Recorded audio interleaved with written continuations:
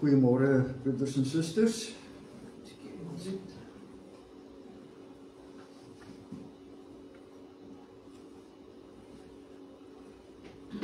Ons probeer weer.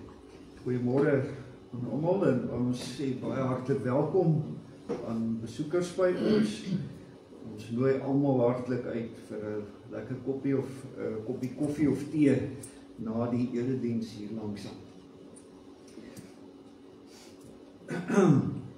Daar is nie vanmôre kateksasie nie. Bybelstudie hierdie week, Dinsdagoggend in Sedgefield en Dinsdag aand in Nysna. Ons kollektes vanmôre onder die erediens is vir die Bolandse Bedieningsfonds en by die deur vir kerklike tydskrifte.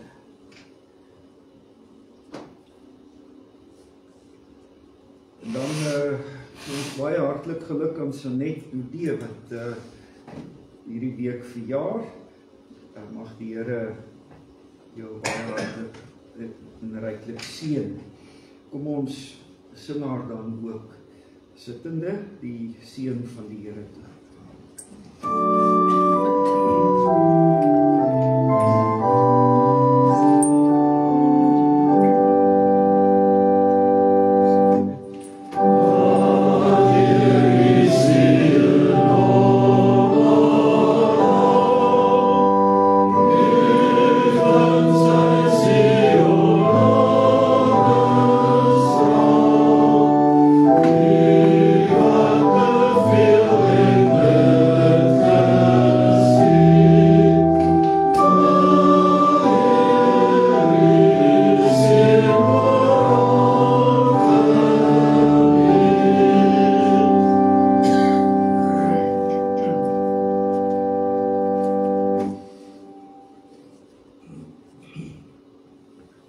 Ons het onlangs die Paasfees gevier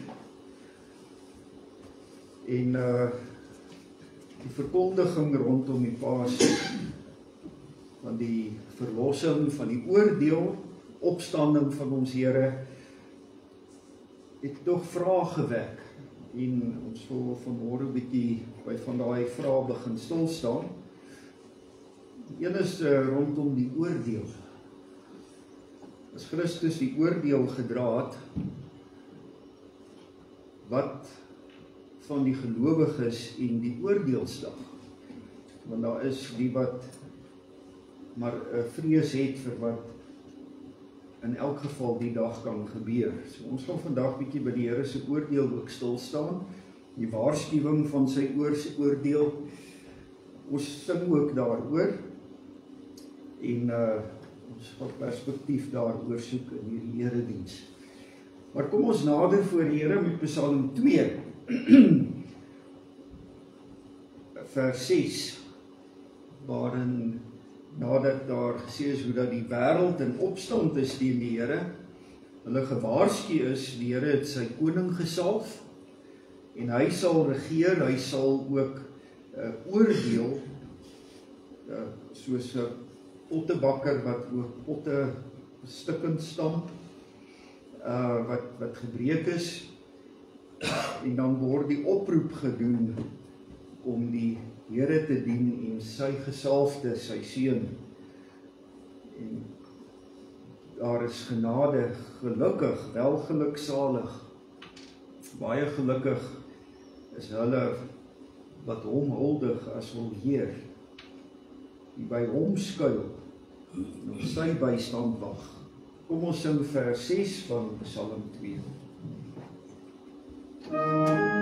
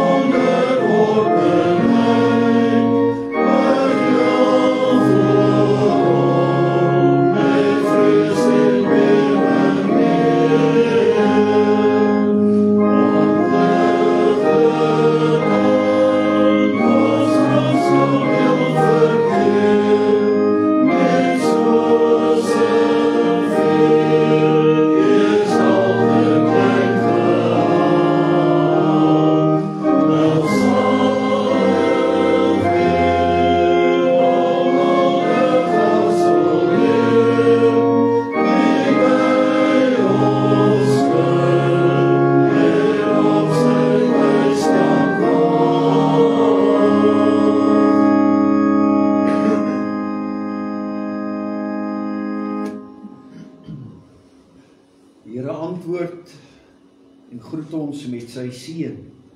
Geliefdes, genade vir julle en vrede van hom wat is, wat was en wat kom, en van die 7 geeste wat voor sy troon is, en van Jesus Christus, die betroubare getuie, die eerstgeborene uit die dood, die heerser oor die konings van die aarde.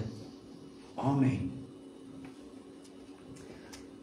Kom ons sing Psalm 66, ons sing daarvan vers 1 en 2, daarna gaan ons geloof saam bely, en daarna sing ons Psalm 97, die tweede beruiming, vers 1, 2 en 5.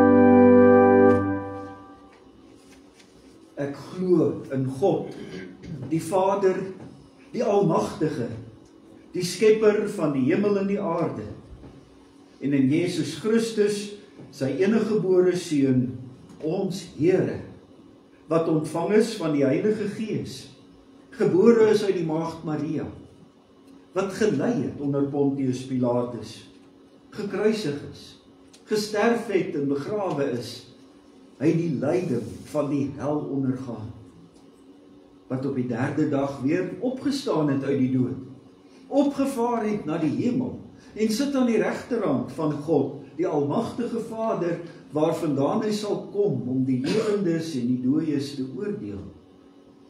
Ek glo in die Heilige Gees. Ek glo aan 'n heilige, algemene Christelike kerk, die gemeenskap van die heiliges, aan die vergifnis van sondes, die opstanding van die liggaam, en 'n ewige lewe. Oh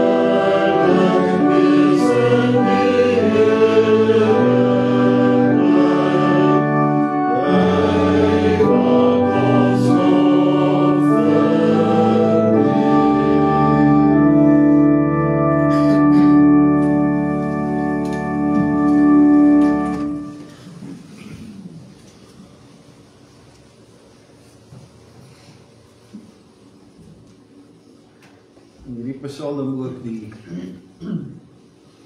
grootheid, die heiligheid van God, maar dan ook wat ons pas gesing het, hy red die wat hom dien.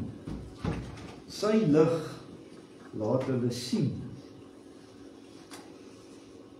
Ons doen die wil van die Here juis vanuit die verlossing en vanuit die lig wat ons van die Here ontvang. Ja, dit was skrikwekkend toe die Here die wet afgekondig het, daar by Sinai. Die volk het gebewe. Toe die Here daar op die berg afgekom het, in vuur, in weerlig, in aardbewing met 'n geweldige klank, soos die van 'n baie, baie harde ramshoring, dit het groot ontzag gewek. Die volk moes hulle voor die tyd gereed maak. Hulle moes hulle was, heilig, en hulle mag nie naby die berg gekom het nie. Want enige iemand wat sou wil deurbreek na die berg toe sou sterf. So, dit was 'n geweldige, indrukwekkende gebeurtenis toe die Here sy wet daar op Sinai afgekondig het. Maar tog, wanneer hy met hulle praat, dan begin hy met sy verlossing. Ek is die Here jou God, wat jou uit Egipte land, uit die plek van slawerny uitgelei het. Daardie geweldige, heilige God is ook hulle redder, en ook ons redder. En daarom, jy mag naas my nie ander gode hê nie. Jy mag nie vir jou 'n gesneede beeld maak nie. Enige afbeelding van wat in die hemelruim daarbo, of op die aarde hieronder, of in die water onder die aarde is nie. Jy mag nie voor hulle in aanbidding buig nie. En jy mag hulle nie dien nie, want ek, die Here jou God, is 'n besitlike God, wat kinders laat boet vir die sondeskuld van ouers. Selfs die 3de en 4de geslag van hulle wat my verwerp. Maar troue liefde bewys aan duisende, van hulle wat my liefhet en my gebooie nakom. Jy mag die naam van die Here jou God nie misbruik nie, want die Here sal hulle wat sy naam misbruik nie ongestraf laat nie. Gedenk die Sabbatdag deur dit heilig te hou. 6 dae moet jy werk en alles doen wat jy moet, maar die 7de dag is 'n Sabbat ter ere van die Here jou God. Jy mag geen werk doen nie. Nie jy en jou seun, jou dogter, jou slaaf en jou slavin, jou diere en jou vreemdeling wat by jou is nie. Want in 6 dae die Here die hemel en die aarde en die see gemaak en alles wat daarin is. Maar op die 7de dag het hy gerus. Daarom het die Here die Sabbatdag geseën en dit geheilig. Behandel jou vader en jou moeder met eerbied, sodat jy lang kan leef op die grond wat die Here jou God vir jou gaan gee. Jy mag nie moord pleeg nie, jy mag nie egbreuk pleeg nie, jy mag nie steel nie, jy mag nie vals getuig teen jou naaste nie, jy mag nie jou naaste se huis begeer nie, jy mag nie jou naaste se vrou begeer nie, ook nie sy slawe en slavinne, sy beeste, donkies en enige iets wat aan jou naaste behoort nie. Maar dan lees ons, toe die hele volk die donderslae hoor, en die weerlig sien, as ook die geluid van die ramshoring en die berg wat rook, was hulle bang en het gebewe. Hulle het op 'n afstand bly staan en vir Moses gesê, praat jy met ons en ons sal luister. Maar God moet nie met ons praat nie, sodat ons nie sterf nie. Moses het die volk geantwoord, moenie bang wees nie, want dit is om julle te toets dat God gekom het, sodat die ontzag vir hom deel van julle lewe sal wees, en julle nie sondig nie. Kom ons antwoord met die tweede beruiming van Psalm 99. Ons sing daarvan vers 1, 2 en 4.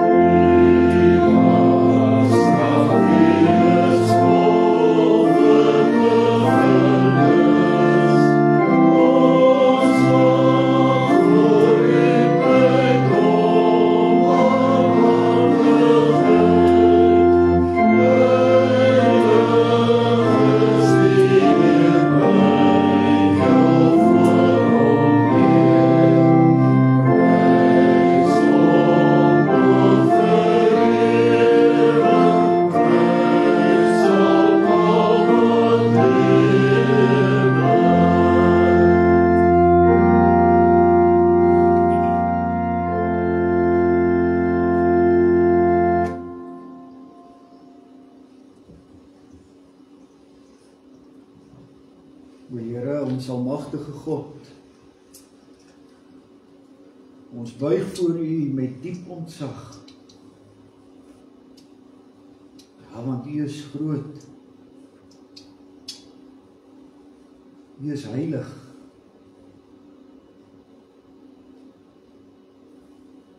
U alleen is God.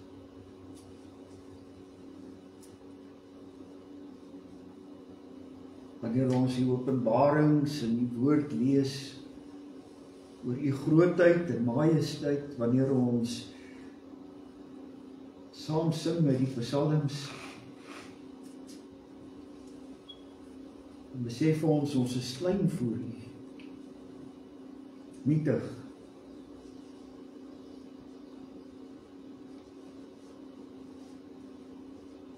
Heer, hoe groot die genade dat ons tog hier kan wees. In U teenwoordigheid, onder U seënende hande, dat ons ook kon sing, U wat straf, U is vol vergifnis. Ons mag voor U pleit om barmhartigheid.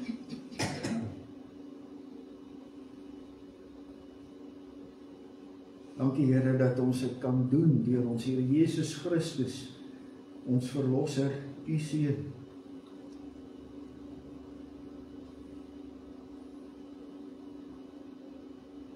En ons bid U Here dat U ons ook vanmôre weer opnuut deur U woord sal lei om te verstaan hoe groot U genade is. U liefde vir ons. Hoe wonderlik dit is om die lewe by U te hê.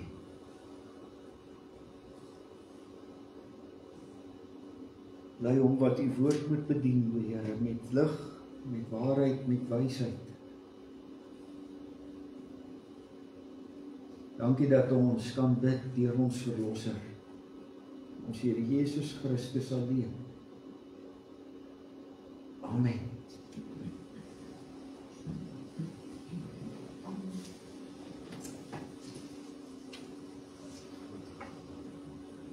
So ek reeds gesê het, baie mense leef nog steeds met 'n vrees vir die oordeel. Aanduiding ook van sekere tekste, maar ook veral oorgelewerde gebruike of die gebruike die mag gelowe. Ons het ons losgemaak van die Rooms-Katolicisme, maar tog speel daar iets daarvan tog deur vir baie mense. Daardie sterk verkondiging in die Rooms-Katolicisme dat al het die Here ons verlos, daar nog steeds 'n vuur wag. Genoem die vage vuur. Selfs die paus wat nou onlangs gesterf het, is nie vry van daardie vage vuur in die Rooms-Katolieke leer. Almal na die dood moet eers deur daardie vuur gaan voordat hulle heilig verklaar kan word. Daar is dan ook 'n tydperk wat verloop en dan word belangrike mense dan ook amptelik deur die volgende pause verklaar dat hulle nou uit die vage vuur is en dat hulle nou heilig is.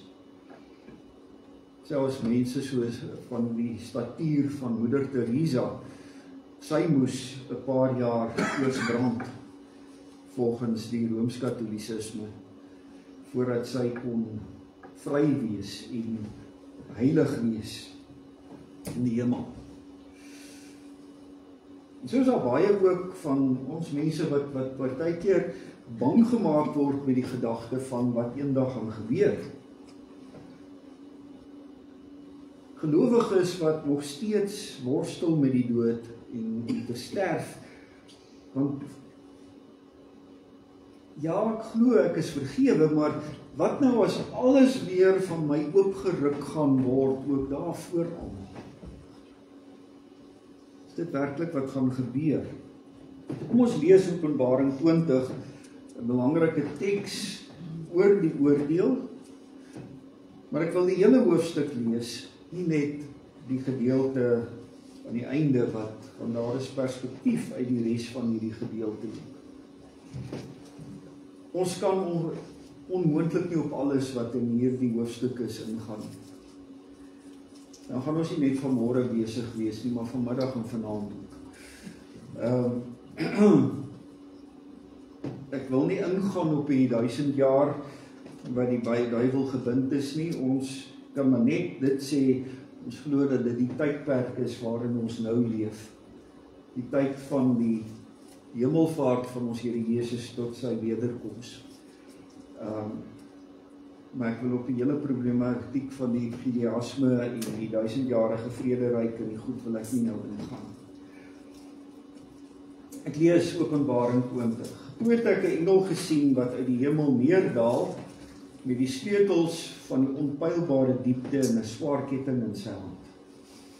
En hy het die draak, die slang van weleer wat duiwel en Satan is, gegryp en hom vasgeketting vir 1000 jaar lank. Hy het hom toe in die onpeilbare diepte gegooi en toegesluit en dit bokant hom verseël, sodat hy nie meer die nasies op 'n dwaalspoor sou lei nie, totdat die 1000 jaar verstryk het. Daarna moet hy vir 'n kort tydjie losgelaat word. En dan belangrik, ek het ook trone gesien. En aan die wat daarop sit, is mag verleen om te oordeel. Ek het die siele gesien van hulle wat onthoof is vanweë die getuienis oor Jesus en die woord van God. Dit is hulle wat nie neergeval het om die dier en sy beeld te aanbid nie, en nie die merk op die voorkop of op die hand ontvang het nie. Ek wil ook hierop nie ingaan nie, die hele saak van die merk van die dier nie, maar let daarop, wie wat in die geloof volhard het, hulle het lewend geword en saam met Christus regeer 1000 jaar lang, hierdie hele tydperk. Die oorblywende dooies het nie lewend geword nie, voordat die 1000 jaar verstryk het nie. En dan word verwys na die lewend word, dit is die eerste opstanding. Gelukkig en heilig is die een wat deel het aan die eerste opstanding. Oor hulle het die tweede dood nie mag nie. Hulle sal priesters van God in Christus wees en saam met hom 1000 jaar lank regeer. Wanneer die 1000 jaar verstryk het, sal die Satan uit sy gevangenskap losgelaat word. En dan word die oorlog beskryf en Christus was 'n oordeel. Ek wil op die gedeelte ook nie nou ingaan nie. Ek wil lees weer van vers 11. Toe het ek 'n groot wit troon gesien en iemand wat daarop sit. Die aarde en die hemel het van sy aangesig af weggevlug en daar was nie meer plek vir hulle nie. En ek het die dooies, die magtiges en die geringes voor die troon sien staan. Toe is die boekrolle oopgemaak. 'n ander boekrol is ook oopgemaak, naamlik die een van die lewe. Die dooies is op grond van wat daar in die boekrolle opgeteken is, volgens hulle dade geoordeel. Die see het die dooies wat daarin is teruggegee, die dood en Hades, dis die doderyk, het die dooies wat daarin is teruggegee. Elkeen is volgens hulle dade geoordeel. Toe is die dood en die Hades, die doderyk, in die vuurpoel gegooi. Dit is die tweede dood, die vuurpoel. En as gevind is dat iemand nie in die boekrol van die lewe opgeteken is nie, is hy in die vuurpoel gegooi.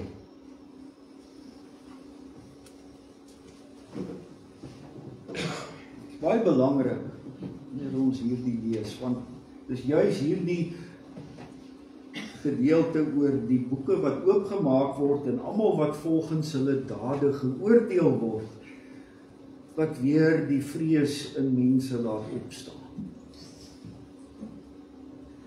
Omdat ons dit belangrik is dat ons die hele hoofstuk lees. Want daar is 'n verband tussen die eerste gedeelte en die laaste gedeelte. Wat 'n onderskeid maak tussen die lewendes wat aan die eerste opstanding of aan die deel het en die dooies wat dood gebly het en oor wie die oordeel nou hier gebring word. Ja, dit is so dat dit wat ons verkeerd doen voor die Here voor hom oopgemaak moet word. Die Bybel gee vir ons daaroor ook perspektief. Ek wil uit 1 Johannes 1 net ook bekende verse lees. 1 Johannes 1 vers 8. As ons sê dat ons nie sonde het nie, mislei ons onsself en is die waarheid nie in ons nie.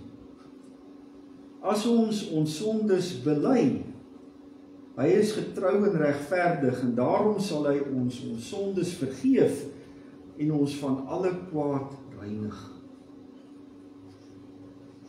En dan 1 Johannes 5 vers 13. Dit het ek aan julle geskryf sodat julle kan weet dat julle die ewige lewe het. Julle wat in die naam van die Seun van God glo.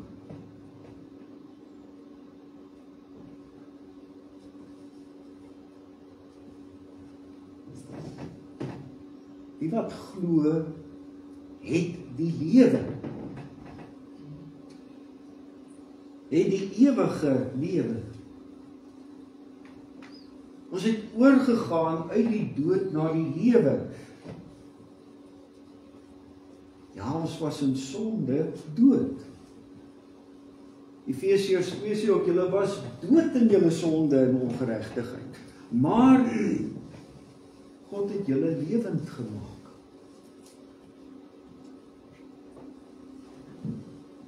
Ook in Openbaring dan, daardie onderskeid tussen die wat lewe en die wat steeds dood is. En dan gaan dit nie oor hierdie lewe, biologiese lewe hier op die aarde. Het gaan oor geestelike lewe en dood.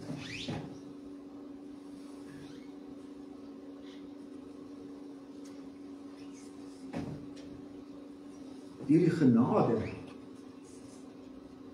is daar verlossing wat vir ons geestelike lewe bring. Ons was die oordeel van God skuldig. Elke mens is dit skuldig. Maar deur die verlossing van Christus is daar vergewing. Ja, maar ek moet dit wat verkeerd is voor die Here bring. Dit wat verkeerd is, moet oopgemaak word voor hom. Daar is gedurig in die Bybel ook die verband tussen bely en vergewing.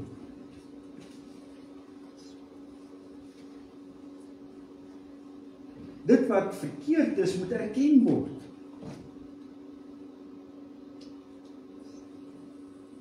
Ek moet met die Here daaroor praat, ek moet dit voor hom bring. Dan sê hy, dit moet oopgemaak word. Dit moet aan die lig kom. Daar is niks wat weggesteek kan bly. So ons moet na die Here toe gaan met wat verkeerd is, ons moet dit oopmaak voor hom. Ons kan ook nie werklik loskom van dit wat verkeerd is in ons lewe, as ons dit nie herken nie, as ons nie oop kyk nie, as ons nie sê, maar dit is verkeerd nie. En ek het vergewing daarvoor nodig. As ek nie werklik raak sien wat verkeerd is in my lewe en dit voor die Here bring nie, dan bly sy vergewing vir my so vaal iets. Dan bly ek sit met dit wat verkeerd is en dit bly vir my pla. En ek bly dit probeer wegsteek. En ek bly daaroor bang. Want wanneer dit oopgeruk gaan word, maar die Here weet dit, hy sien dit. Dis opgeteken, hy weet dit. So wat moet ek as gelowige doen? Ek gaan na die Here toe daarmee, ek erken voor hom. Ek erken teenoor myself en die Here wat verkeerd is. Ek erken dat dit teen sy wil was. Ek erken dat dit sonde is, dat ek daarvan bevry moet word. Dis die genade dan deur Christus dat die Here skoonmaak. Dat hy dan sê, dis gesê, dis bely, ek vergewe jou daarvoor. En dis dan afgehandel. Psalm 103, so ver as die ooste van die weste is, so ver verwyder hy ons oortredings van ons.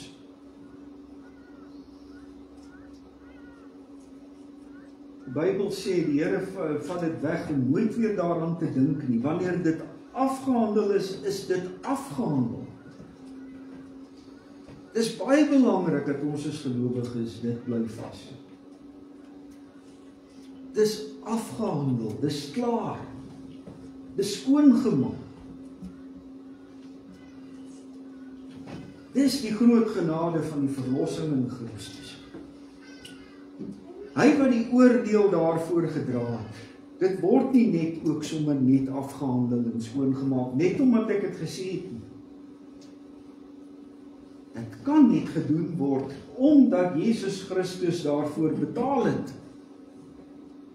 Omdat hy die oordeel oor daardie sonde van my gedra het in my plek. Daarom kan dit afgeskryf. Daarom kan God sê, dis klaar en is afgehandel. Ons praat nie weer daaroor. Dis nie nodig om daarby vas te hak en daarom te bly haper nie. Dis verby, dis agter, ek kan nou vorentoe leef, ek kan nuut leef. Grond van die verlossing, op grond van Christus wat die oordeel gedra het. Maar daardeur het ek dan nou ook die lewe. Daardie lewe kan niemand van my wegvat. Ook nie die dood nie, die fisiese, biologiese dood nie. Wanneer ek sterf, is my siel veilig by die Here.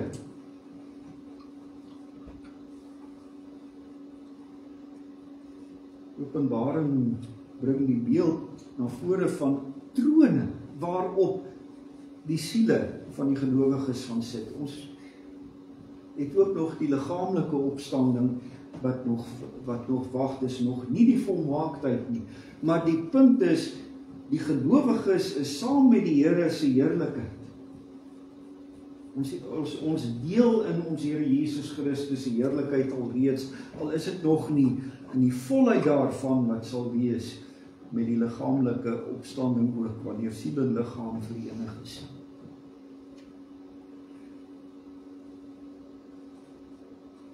Maar die kern van my wese, my siel kan nie meer doodgemaak word. Dit is veilig by die Here. Deur sy genade, deur sy vergewing.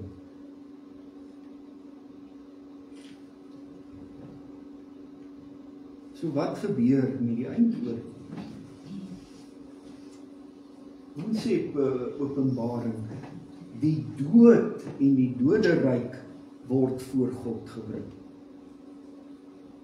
Die wat nog geestelik dood is, die wat nie oorgegaan het tot die lewe nie, die wat nie die vergewing en die genade van die Here vasgegryp het nie, die wat nie hulle sondes voor hom bely het en die saak uitgemaak het voor hom nie.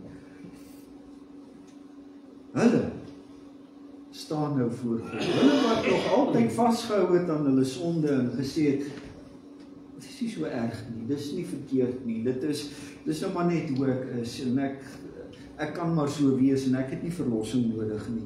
Ek is 'n goeie mens in myself. Hulle gaan voor die Here staan. En dan sal regverdig geoordeel word. Dis waarom die dade oopgemaak word. Elkeen word geoordeel, word daarop gesê, nie net omdat hulle naam nie in die boek van die lewe staan nie, maar hulle word geoordeel op grond van wat hulle gedoen het. Hulle skuld word aangetoon. En hulle word veroordeel tot die ewige verdoemenis op grond van hulle eie skuld. Omdat hulle nie in hulle lewe skuld aanvaar het en het voor God bely het en verlossing daarvoor gesoek het.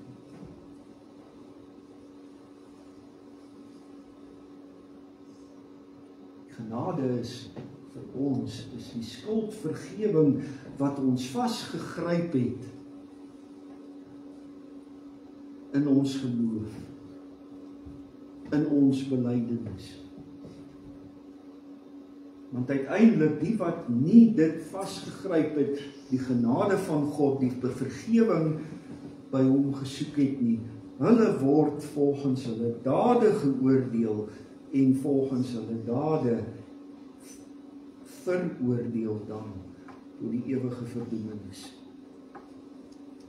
Dis hoekom ons nie hoef bang te wees vir daardie dag. Want ons oordeel is afgehandel. Die Here sê, as ons klaar hierdie goed oopgemaak het, is dit nie nodig om op daai dag oopgemaak te word nie. Daardie dade is klaar geoordeel. Die betaling daarvoor is klaar gedoen. Dit is vasgegryp en toegeëien. Dit hoef nie weer opgerakel te word. Dis die dood en die doderyk wat voor God staan. Net kortliks iets oor die doderyk. In die Bybel word die doderyk voorgehou as die plek waar die mense wat gesterf het, eintlik soort van in aanhoudingsselle is. Dus die doderyk is 'n plek waar 'n mens nie regtig weet hoe die bestaan daar is. Daar word gepraat van 'n skadu bestaan. Dis in elk geval, sing die psalms ook, daar kan God nie verheerlik word nie.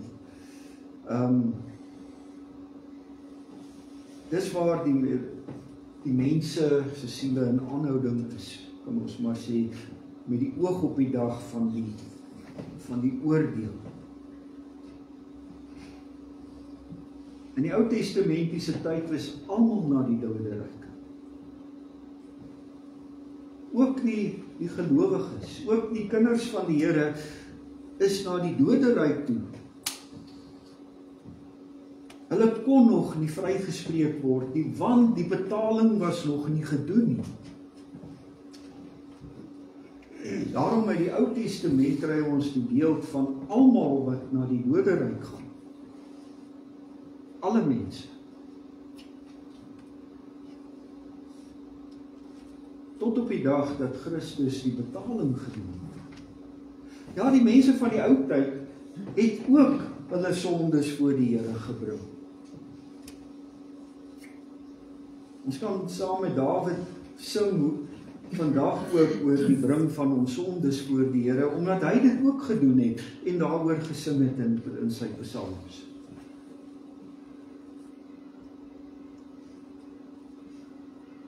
Daar's mense wat opgeskryf is in die boek van die lewe in die ou tyd, maar hulle kon nog nie veilig wees, nog nie in die lewe wees nie, omdat die betaling nog nie gedoen was nie. Al is die sondes bely, al is dit afgeskryf, kon dit nog nie tot lewe lei. En daarom was hulle in die doderyk. Toe Christus die oordeel gedra het aan die kruis. Toe is die wat in die doderyk is, wat kinders van God is toe bevry uit die doderyk. Hulle kon toe ook lewend word. Deel in die eerste opstanding. Daardie opstanding van die siel, wat na die Here geneem is. Simbolies is dit ook uitgedruk deur grafte wat oopgegaan het op daardie stadium, om vir mense te toon dat daar lewe uit die dood is. Ons lees daarvan die aardbewing wat plaasgevind het en dat grafte oopgegaan het, mense het uit die dood opgestaan. Dit is nog nie die finale opstanding gewees nie, daar die biologiese liggaam het ook weer gesterf. Maar die simboliek was, die doderyk se mag is gebreek. Die gelowiges uit die ou tyd kon na die Here gaan en van daar af die Nuwe Testamentiese gelowiges, wanneer ons sterf, is ons by die Here. Want Christus se betaling is gedoen.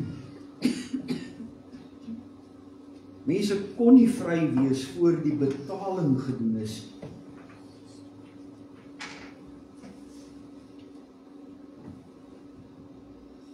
Nou is in die doderyk net die wat nog nie gered is, die wat nie die verlossing aanvaar het, die wat nie in die geloof na God toe gegaan het.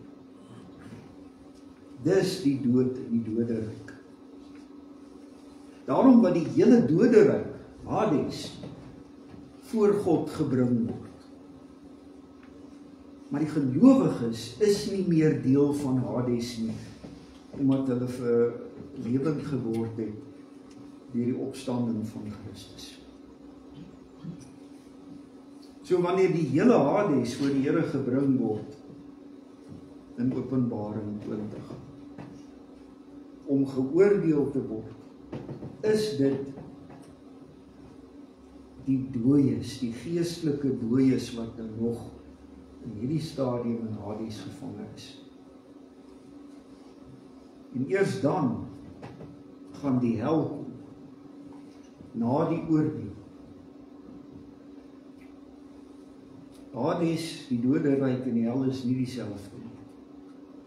Dit is baie belangrik, ongelukkig, dit is een van die tekortkominge van die ou vertaling, is dat dit Hades, die doderyk, en Gehenna, die hel, al twee is hel vertaal het.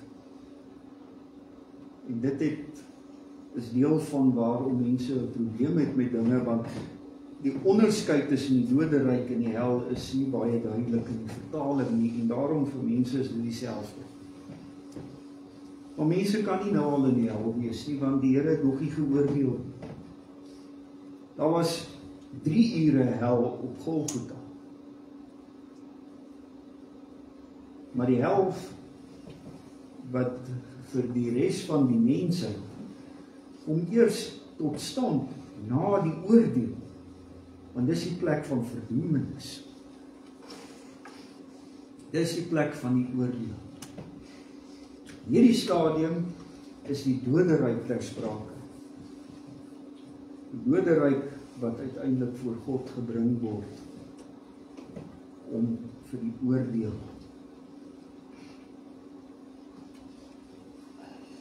Wat is die groot boodskap, broeders en susters? Die belangrike is, ja, God is baie ernstig oor sonde.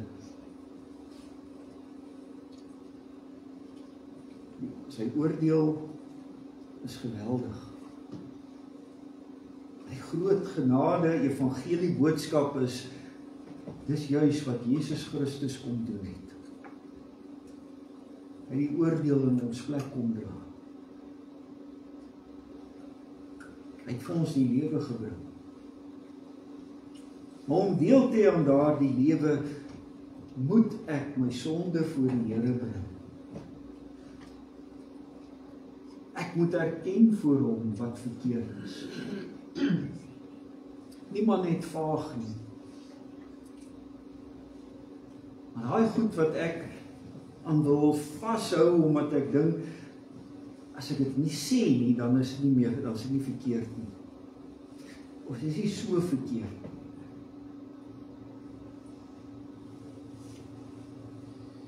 Ek moet my sonde nie oorkyk. Ek moet erken wat verkeerd is. Op die punt af, nie maar net algemeen vaagweg vergeef my skulde. Die Bybel sê vir ons, presies wat het jy verkeerd gedoen, bely dit voor God. Maar die genade verkondiging dan, dat die Here daardie sonde dan vergewe in Christus. Want hy het daarvoor betaal. Dit word skoongemaak, dit is weg en dis afgehandel. Nou kan ek vorentoe lewe. En ek hoef nie bang te wees vir wat eendag gaan wees met die oordeel nie, want omdat ek lewe, gaan ek saam met die Here wees wanneer hy oordeel. Dis die wat vashou aan hulle sonde, wat nie die verlossing in Christus soek nie. Dis hulle wat die oordeel moet vrees. Want hulle sal eendag voor God staan en hulle sal geoordeel word op grond van wat hulle gedoen het. Want God oordeel nie onregverdig nie. Hy verdoem nie onregverdig nie. Die oordeel is oor die wat skuldig staan voor hom. Maar jy, wat wie se skuld vergewe is, wat dit voor die Here oopgemaak het, wat vasgegryp het, wat hy vir jou gee, en wat daarom ook teen daardie sonde begin stry het, en begin anders leef het, en nie leef het, omdat jy weet wat verkeerd is, jy het niks om voor te vrees. Jy kan met dankbaarheid weet, ek lewe, en niemand en niks kan my van die liefde van God skei nie. Dit wat hy aan my bewys het, deur sy seun, ons Here Jesus Christus. Amen.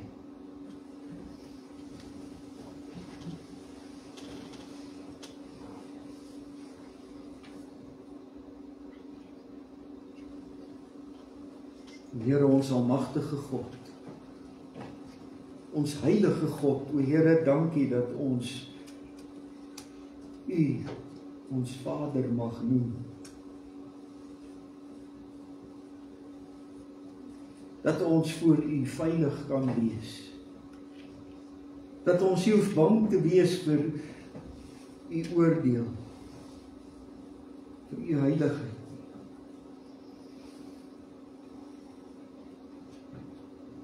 Here, daar is dinge in ons lewe waaroor ons baie diep skaam.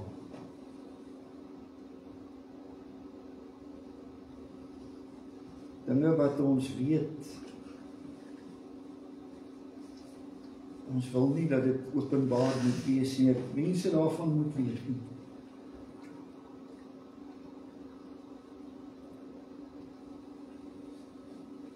Here, lei ons deur U genade dat ons die goed in die oë sal kyk. Dit oop sal maak voor U. Dat ons eerlik sal wees oor dit wat in ons harte verkeerd is.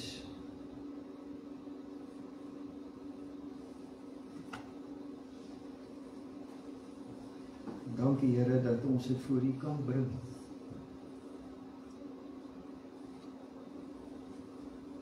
Hoe skaam ons ook al daaroor is, hoe bang ons ook al daaroor is dat ons dit gedoen het en dit voor U moet sê. Here, dankie dat ons dit kan op hierdie stadium in die lewe na U toe kan bring.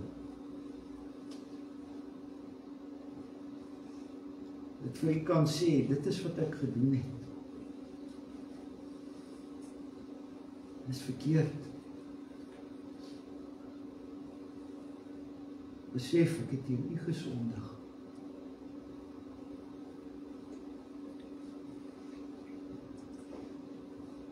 Dankie Here dat ons U verlossing kan vasgryp. Dat U Seun juis in ons plek die skuld gedra het. Dankie Here vir U vergewingswoord, dat ons kan vasgryp. Dankie Here dat ons kan weet dat dit wat ons voor U gebring het, afgehandel is. Dat dit agter is. Dat U dit vergewe het. Kan ons nie begryp dat U sulke dinge kan vergewe nie. Here, dankie. Dat ons U vergifnis kan aangryp deur Christus ons verlosser.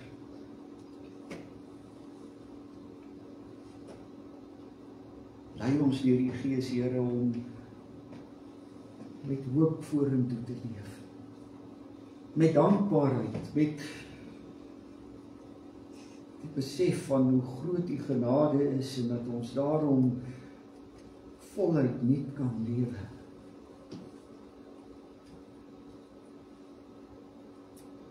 Lei ons, Here, deur U Heilige Gees om al meer heilig te wees, soos wat U heilig is. In hierdie lewe, dankie dat ons nie hoef bang te wees vir 'n vagevuur, vir 'n oordeel wat nog moet voorlê nie, maar dat ons kan leef daarvan uit, dat die oordeel afgehandel is. Dat daar vir ons lewe is, waar die dood geheers het. Dankie vir die genade dat ons mag deel in die eerste opstanding, dat ons daarom kan weet dat die tweede dood, die ewige verdoemenis, oor ons geen mag het nie. Dat ons nie daarvoor hoef te bewe nie. Here, laat ons met vreugde lewe, met dankbaarheid, met oorgawe in U diens. Laat ons die wêreld rondom ons raak sien, nie net vir die sonde wat daar is nie, maar vir dit wat die uiteinde daarvan is.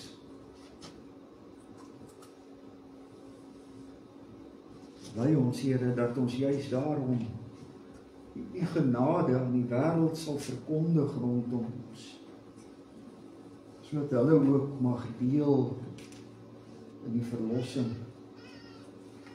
sodat ook hulle in hierdie lewe na U toe kan kom met hulle verkeerdheid, hulle sonde, en heel gemaak kan word. Ons bid, Here, vir U werk oor die wêreld, deur U kerk, wêreldwyd. Gee dat ons as U kerk, U hande en voete sal wees, U mond, U ore, U oë in hierdie wêreld, deur wie U na hierdie wêreld reik. Dankie dat ons tot U kan bid. In vrymoedigheid,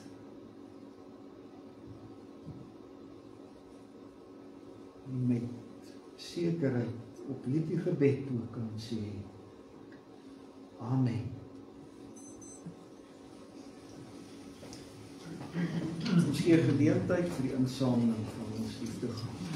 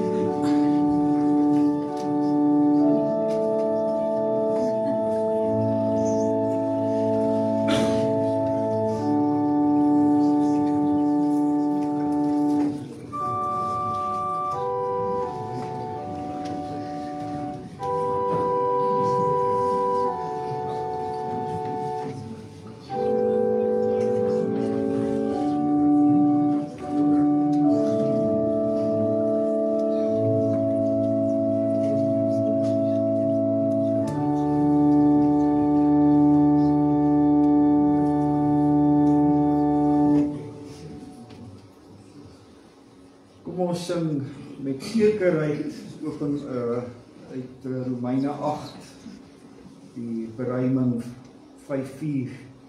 Wie kan ons voor die regter daag? God se uitverkore kind verklaar.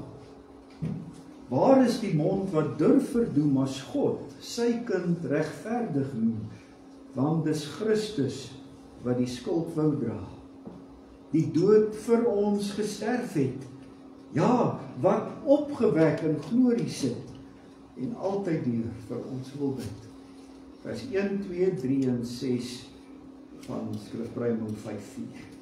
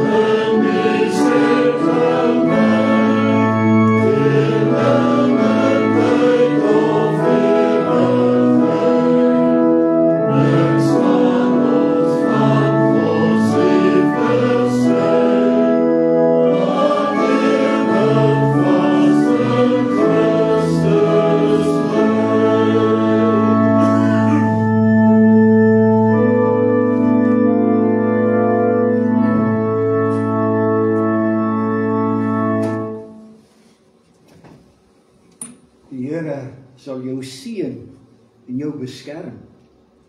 Die Here sal sy aangesig oor jou laat skyn en jou genadig wees.